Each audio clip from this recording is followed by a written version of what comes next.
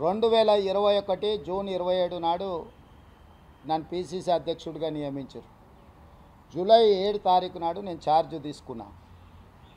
2024 July 7 తారీఖు 3 సంవత్సరాలు పూర్తి కాబోతుంది.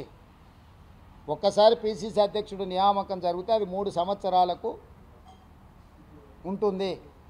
కాబట్టి నేను కాంగ్రెస్ ప్రెసిడెంట్ మల్లికార్జున్ ఖర్గే గారికి, general secretary organization KC Venugopal గారికి నా 3 సంవత్సరాల పదవీ కాలం పూర్తయ్యే లోపల నూతన పిసిసి అధ్యక్షుడిని నియమించండి.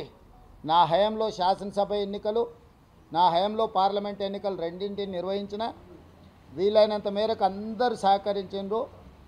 సరైన ఫలితాలనే ఇచ్చినామని మేము భావిస్తున్నాం.